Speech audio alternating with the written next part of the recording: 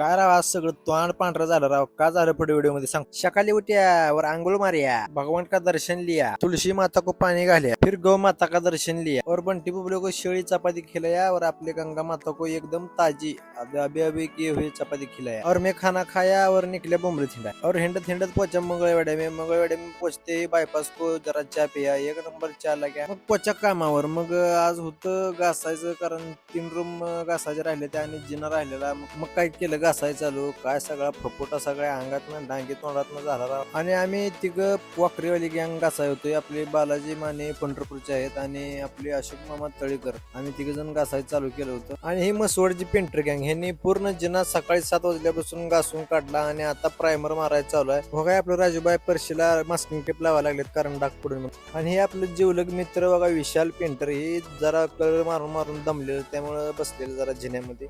उठा राव म्हणलं काम करा. आणि आमचं 3 रूम घासून झाले. आणि हो काय आमचं सुपरवायझर काटे पेंटर, कसं आहे आमचं काम बघायला आलेलं, कसं घासून झालं का नाही. त्यांना म्हणलं चांगलं घासलंय का? ते म्हणलं 1 नंबर घासलंय. मग सगळं झालं काम आणि फपोटा काढला अंगावरचा. जेवणाची सुट्टी करायची होती आता. आणि हो का नाकात किलोभर राव गाव जाऊन बसलाय फपोटा. काय सांगू तुम्हाला, बघा बघा बघा. मग काय फपोटा झटकला आणि आपले हातपाय धुवून गेलो बारवर. गेले गेले लावली 90. घ्यायला लागते हो, जरा दमते माणूस काम करून. अहो आमचं मित्र विशाल पेंटरच घेतात म्हणले, आम्हाला पण घ्यायला लागणार का जरा. मग काय नंतर काढलं डबा आणि केलं जेवण. पुट्टी घासायला नेट लागते हो, त्यामुळं 4 चपात्या खाल्ल्या, काचकाडून जेवण केलं राव. लयच भुका लागलेल्या. मग काय जरा जेवण झालं, नंतर विश्रांती घेतली आणि जरा लागलो कामाला. मग काय उद्यापासून कलर सुरुवात करायची, त्यामुळं हे आपल्या रूम मध्ये जे फर्निचर आहे त्या फर्निचरला मास्किंग टेप आणि पेपर लावायचं चालू होतं, कारण ते एकदा जर त्यावर डाग पडलं तर परत निघणार नाही.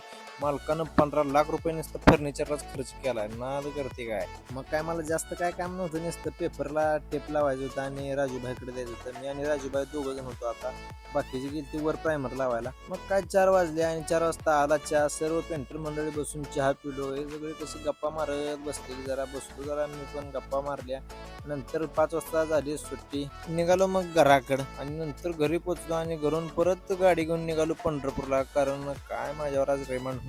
आमच्या आत्या आलत्या पंढरपुरी काकांच्या घरी. मग तिथे गेलो, जरा आत्यांच्या शिव्या खाल्ल्या, जरा बसलो. पंढरपूरच्या आमच्या 2-3 आजी होत्या, अजून काकी होत्या. त्यांनी जरा मला सांगितलं, जास्त काय मनावर घ्यायचं नाही म्हणलं. हे आपली 2 चोर आलीत बघा पंढरपुरी बसलेली. मला फोन आलता त्यांचा. मग आलो त्यांच्यापाशी.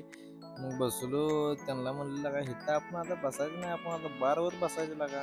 मग जरा गप्पा मारल्या आणि निघालो वाखरीकडे. जात जात जरा चेष्टा मस्करी चालू होती, धिंगाणा चालू होता रोडनं. जरा टेन्शन आहे डोक्यात, पण मित्र सोबत असल्या जरा बरं वाटतं. काय टेन्शन येत नाही, काय नाही. जरा गप्पा गुप्पा. मग संध्याकाळी जरा ब्लॉग एडिट केला आणि झोपलो. फॉलो करायला विसरू नका, शेअर करा, जरा काय तर करा.